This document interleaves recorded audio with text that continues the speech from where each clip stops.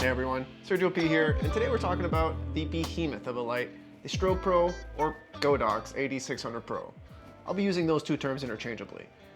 In this video, I want to share with you my experience as a working photographer using this light full-time since it was released, which was around 5 years ago. Though I am a commercial product photographer, these lights have definitely helped me shoot everything in the book, from cars to people to lighting these YouTube videos. There's so much that I love about these lights that I actually think I'm going to start by sharing with you what I dislike. The things I didn't think through or wasn't expecting. Sometimes you think something won't bother you, but then you're dealing with it for like 5 years and, oh, life could have been different. If you stick around till the end, I've got a couple photo examples to show you the real versatility of this light. But for now, I'd like to point out that having access to a flash is better than not having access to a flash, period. So if you don't have one, get one. If you're looking at this 600 watt strobe for your next purchase, know that it does come with a whopping 7 pounds. You might think, I'm not the one holding it, but you are the one carrying the heavy duty full-size stands with sandbags everywhere, because that 7-pound weight becomes a 10-pound sail once you have a modifier on it, and it better be sitting on a 20-pound C-stand with a 10-pound sandbag on it. And just like that, you're carrying 40 pounds for one light. Not counting the bags, and hopefully the carts you're also lugging around everywhere. I know it's part of the job, and time again, I continue to show up on set with these lights over not bringing flashes at all, because the gear is part of the job. But it's not to be forgotten that this part does suck. Now, these lights do have a ton of available accessories, which is great. And one of them specifically is an extender that allows you to separate the flash from the heavy battery section. And then you can take some of the weight off the top of your stand and hopefully allow you to carry a lighter stand that way. But I've always been a little bit skeptical of the latency and the color accuracy of that cable extension, so I've just opted out. I've just been trying to save for the 1200 watt head that comes with a battery pack instead. At least that way I'd get an extra stop of light, which I do believe would be very beneficial in my type of work. Though a 600 watt strobe will get you 95% of the way there for most applications, I do think that giving this light reasonable distance to your subject, plus a modifier, yields you an exposure of at around 1/25 of a second at base ISO and f11. 5.6 if you have a big soft diffuser. So the extra stop from a 1200 watt strobe would definitely be beneficial for those very sunny days, or when I'm shooting big scenes where the light needs to be far away, or even in the studio if I wanted some ultimate depth of field past f16. I've shot these lights in abandoned warehouses, fancy rented studios, and everything in between. This big, heavy, reliable flash has been to Europe, around the States, it's been to Japan, and of course all across Canada with me. The charger's a little big, so it kind of sucks to carry with you, but the batteries are very solid and provide at least enough power till lunch for a full power scenario, but usually lasts kind of like the whole day's shoot as long as you don't run the modeling lamp. They've certainly been banged around by TSA agents and bag handlers, and luckily these still work and shoot like they did when I first got them. At half the price of the Broncolor 800, like the Ceros lights, and nearly a third of the cost of the Profoto B1X, which is still a 500 watt light by the way. The AD600 Pro is starting to look like a decently priced option, especially when you start looking at all the features that the higher end lights have, like high-speed sync and fast flash durations. You can start to see how Godox has sort of bypassed all the R&D by just copying the big brands and offering the unit at a lower cost.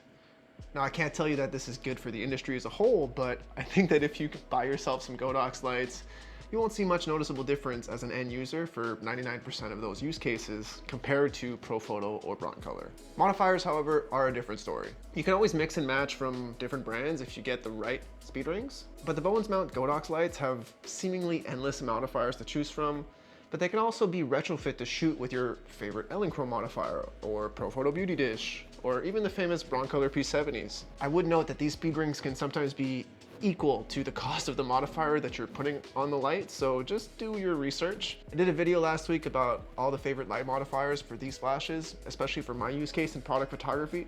If you're interested, check it out right here. And if this is helping you out, by the way, by any means, please hit that like button and subscribe. It really helps support the channel. Now next, I alluded to this briefly, but flash duration is another key characteristic that I would consider when comparing two different flashes. This metric, the T.1 score, measures how long it takes your flash to hit peak power and then go back down to 10% of it. So that duration of time technically becomes your new shutter speed. If you're not getting sharp images of fast-moving subjects with your flash, odds are it's because your flash duration is too slow. For any strobe, the higher the relative power is set to, the slower the flash duration will be. These Strobe Pro lights have a really nifty feature on the built-in LCD that allows you to instantly visualize the flash duration while you're changing the power output. As a rule of thumb, I would say it's generally safe that anything below a quarter power on these will freeze any motion you throw at it. I should also note that speed lights will inherently have much faster flash duration by nature, just because they're less powerful, so that's why you might see me use these little AD600s as a pop of light to freeze motion in my still life images, but they wouldn't work so well for full-length portraits or larger scale. I would say it's also noteworthy that the refresh rate of this light is also very on par with other battery-powered strobes of similar wattage at a fraction of the price. At least comparing to other strobes with a built-in battery and not using a power pack, you're firing with 1 second at full power and pretty reliably at that. What the name brands allow you to do is custom tailor your lighting kit to the specific type of photography applications you have as a professional photographer. If all you care about is flash duration, they have heads and packs for that. If what you want is max power, they have heads and packs for that. If you want something small, light, and on the go, they still have you covered. What Godox does is simplify the process and give you a handful of options that do 95% of the tasks. Damn, a lot of percentages in this video. Sorry about that. But they do a lot of shit. They're great lights. You're probably not missing out on anything the others are bringing to the table. Even when it comes to color accuracy, something that is incredibly important for a photographer like me, working with food and products, I've been very pleasantly surprised at the results. I've shot a number of stop motion style videos that really need your flash power and color output to be accurate and consistent, and I've never felt like the flashes were the limiting factor in my end results. I would say that they perform slightly more consistently with a fresh, fully charged battery, but I think that's pretty fair to assume of any electronic, really. It's not like my phone's camera does too well when I'm at 6%. You can also go through the menus and find the color stability mode. Narrows that Kelvin range from plus or minus 200 to plus or minus 75. So it's a quite noticeable difference. Now these lights pair with a few different trigger options.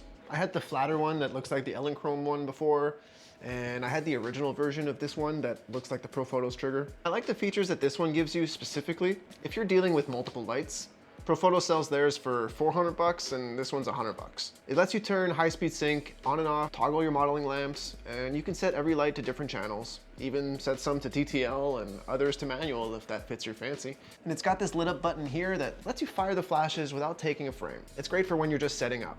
I haven't really had any issues with firing the flash. I've had it hidden in other rooms behind concrete walls, and it still seems to work just as reliably as here in my studio.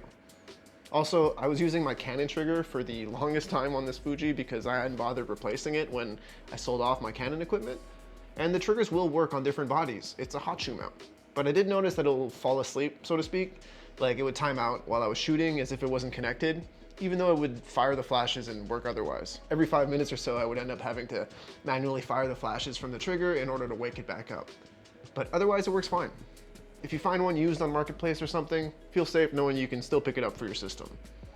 I'm gonna add a little sidebar that, though this may not make a difference to the results of the image, showing up on set and setting up brand name gear will turn a few more heads and give your business the appearance of being a more successful one, so to speak. I know it sucks, but when the agency reps and art buyers, they see that you work with industry standard gear, it solidifies you as a working photographer. Again, this is just a sidebar. It really isn't important. Just an added bonus if you do have the Profoto or Broncolor gear. No client's gonna be like, oh, ew, this C-stand isn't a Matthews. This photographer can't be trusted. All right, let me pull up a few examples of these flashes doing what they do best, and let me know what kind of photography that you'd be doing with these. I wanna try and connect a little bit more with you all and cater some videos your way. All right, so first off here, we've got a sunset image of my friend Josh here doing a front crook. What's noticeable about this image here is that the ambient light is very, very dark. If you look at the bottom part of the frame that's like pitch black, that would have been the grass that's on the other side of the ledge that he's grinding on. Basically, everything that you see being lit is lit by my flashes. Of course, not the sky, but that is the nature of the sunset. We waited till after the light had fallen and it created this nice deep look. But if you zoom into, the inside of the shorts, you notice that it's much darker where the light isn't hitting, because that's closer to what the ambient really looked like. So I have two flashes flanking them, lighting up the product, which were the shorts in this case. Yeah, just a cool little skate trick. If you look at the image before, this would have been like maybe a half an hour earlier. Very similar, there's just a little bit more light left in the sky, which was creating a little bit more ambient fill. So that's the difference that you can kind of tell between these two images. He's also wearing different clothes, but you know, same thing. So this kind of shows off a little bit more of the flash duration that I was telling you about. This one is shot at 1/60th of a second, so it's got a shutter drag as well as a slow flash duration. So what I'm doing is I'm standing quite a bit far back with a telephoto lens. I am doing a right to left pan. So the ambient light looks like this on the edge here. And that's why it's creating these right to left lines. And I've got two flashes that are flanking him again, which they're shooting at full power here. They're gonna have a slightly slower flash duration than if they were shooting, say, at 1/64th power. But if they were at 1/64th power, I wouldn't have enough power to light up the shot outside. This is creating this blur that's around the wheels and around the shoes. It is still fast enough to freeze the motion on the subject itself, which is the shirt and the shorts. So it creates this illusion of motion in a still image. Slightly different to that, this one is a little bit more crisp and getting the action at the peak moment. We get a very sharp t-shirt and shorts, and our products look fantastic. So that creates a good product image as well as a good way to freeze motion in the middle of the day using flashes.